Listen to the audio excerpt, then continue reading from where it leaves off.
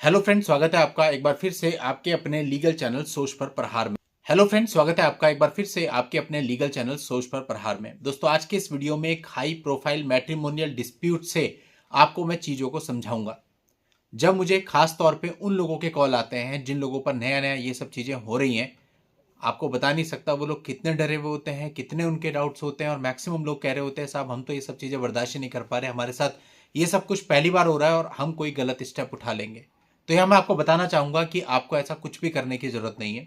एक मामला जो अभी रिसेंटली ऑनरेबल सुप्रीम कोर्ट में पेंडिंग है, उसके आधार पे आपको सारी चीज़ें समझाऊंगा और साथ ही आपको इससे समझ में आएगा कि जो कुछ आपके साथ होता है वो सिर्फ आपके साथ नहीं होता।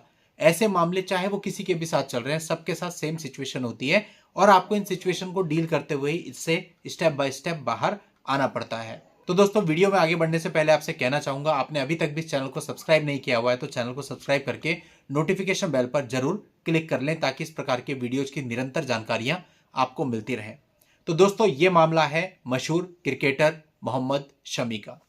अब चूंकि ये नामी मामला है तो इस मामले के संबंध में कई सारे र्यूमर्स भी आते रहते हैं, आप लोग पढ़ते रहते हैं। अब उसमें क्या सत्यता है क्या सत्यता नहीं पता ही नहीं चल पाता।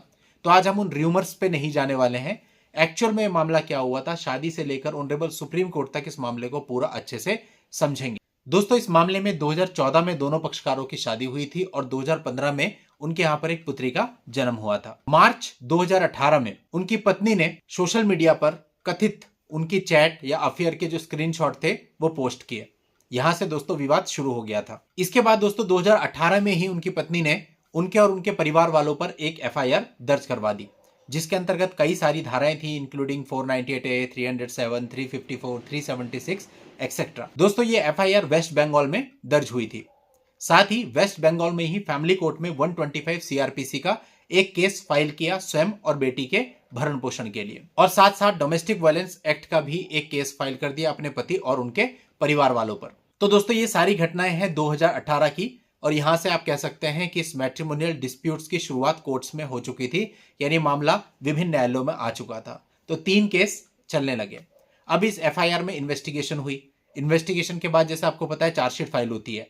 तो जब चार्जशीट फाइल हुई तो उस समय पे 307 और 376 जैसी जो गंभीर धाराएं थी उनको हटा दिया गया और चार्जशीट 498A, 354, 354A, 506 आईपीसी इत्यादि धाराओं में केवल पति और उनके भाई के विरुद्ध ही फाइल हुई। अब हम बात करते हैं 125 सीआरपीसी की। दोस्तों, 2020 में 2 साल के बाद फैमिली कोर्ट ने 125 सीआरपीसी में मेंटेनेंस का ऑर्डर किया, 50,000 रुपए प्रति माह पत्नी के लिए और 30,000 रुपए प्रति माह बच्ची के लिए, यानी कि टोटल 80,000। अब दोस्तों, र्यूमर्स में इस अमाउंट को भी बहुत बढ़ा चढ़ा करके दिखाया गया है, तो आप उन पर मत जाइए। जो एक्चुअल है वो 80,000 पर मंथ फैमिली कोर्ट से बंधा, जिसे की वाइफ ने चैलेंज किया कोलकाता हाई कोर्ट में, और कोलकाता हाई कोर्ट ने इसे बढ़ा दिया, यानी वाइफ के लिए बढ़ा करके कर दिया 1,30,000 रुपए और बच्चे के लिए बढ़ा करके कर दिया 50,000 रुपए, यानी कुल मिला के जो राशि बनी वो हो गई 1,80,000 रुपए।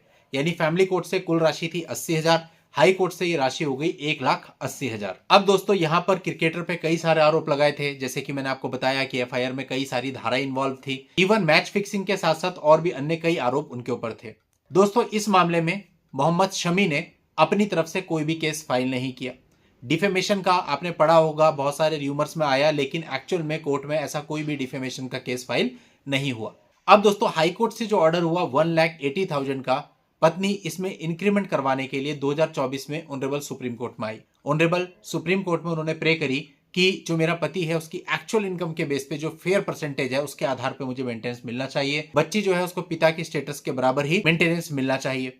अब दोस्तों, यहां पर उन्होंने कहा कि क्रिकेटर की इनकम काफी ज्यादा है, जैसे कि उन्हें BCCI central contract, IPL contract, match fees, brands endorsements से आय होती है। इन सब आय के आधार पे जो उनकी कुल आय होती है उसके आधार पे परसेंटेज लगा करके उनको दिया जाना चाहिए। तो दोस्तों, ये प्रेयर के साथ उन्होंने एक पिटीशन सुप्रीम कोर्ट में फाइल करी, जो अभी भी ऑनरेबल सुप्रीम कोर्ट में चल रही है। यानी आप ये कह सकते हैं कि इन विवादों की शुरुआत हुई थी 2018 में, आज चल रहा है 2025, अभी ये पिटीशन पेंडिंग है, यानी कि टोटल 7 साल हो चुके हैं। और अगर आप बात करें बाकी के मामलों की, जो चार्जशीट फाइल हुई थी वो मामला भी विचाराधीन है। डीवी एक्ट के मामले की बात करें तो वो मामला भी विचाराधीन है। यानी कि 7 साल हुए, लेकिन ये तीनों ही मामले अभी चल रहे हैं, विचाराधीन है। आगे कुछ नहीं पता कितना टाइम और चलेंगे। अब आप देखिए, ये तो नामी हस्ती हैं, इनके जो विवाद उपजे, इनको भी उन सब चीजों को फेस करना पड़ा। मार्च 2018 में जब इनके ऊपर ये आरोप लगे थे, तो उस समय पे इन आरोपों के बाद बीसीसीआई ने इनके सेंट्रल कॉन्ट्रैक्ट को रोक दिया था। बाद में एंटी करप्शन यूनिट की जांच में कोई वित्तीय या मैच फिक्सिंग का सबूत ना मिलने पर कॉन्ट्रैक्ट वापस बहाल किया गया था। लेकिन एक बार को तो कॉन्ट्रैक्ट रोक ही दिया गया ना, तो यानी नाम तो खराब होता ही है।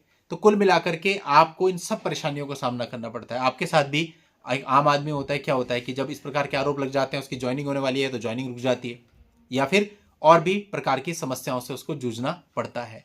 तो मेरे कहने का और समझाने का तात्पर्य यह है कि जब इन लोगों को, जो इतने रिनोन्ड हैं, सब लोग इनको जानते हैं, इतने पैसे वाले हैं, इन लोगों को भी इन सारी प्रॉब्लम्स को फेस करना पड़ता है। ये लोग भी डायरेक्टली इन केसेस को खत्म नहीं कर पाए और आज 7 साल के बाद भी ये केसेस चल रहे हैं।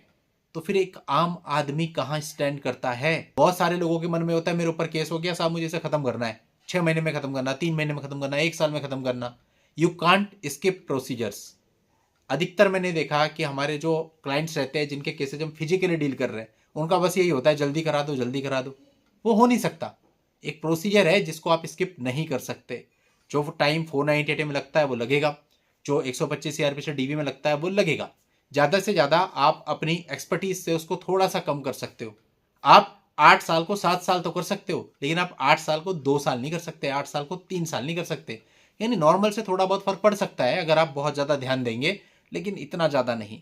तो सबसे पहले आप इस चीज़ के लिए मेंटली प्रिपेयर रहिए कि अगर आपके ऊपर केसेस चल रहे हैं तो थोड़ा इसमें समय लगेगा। अगर वो बात अलग है कि बीच में ही आपका कोई कॉम्प्रोमाइज़ बन जाता है, कोई सेटलमेंट हो जाता है, बहुत अच्छी बात है, सारे मामले निपट जाएंगे। बट अगर मेरिट पे चलाओगे तो मेरिट पे इतनी जल्दी ये चीज़ें खत्म नहीं होती। वेस्ट बंगाल के मेरे बहुत सारे क्लाइंट्स हैं, उनको बहुत अच्छे से पता है वेस्ट बंगाल में क्या चलता है। ऐसे ही हर एक स्टेट के अलग अलग लोग हैं जो कि मुझसे जुड़े हुए हैं, वो बहुत अच्छे तरीके से जानते हैं उनके स्टेट में कैसा चलता है। केवल कुछ चुनिंदा जगहें ऐसी हैं जहां पर 3 साल में 4 साल में केस निपट जाता है। अदरवाइज 90% जगहों पर यही चीज़ है कि 498 का केस हो गया तो 10+ ईयर्स वो जाता ही जाता है।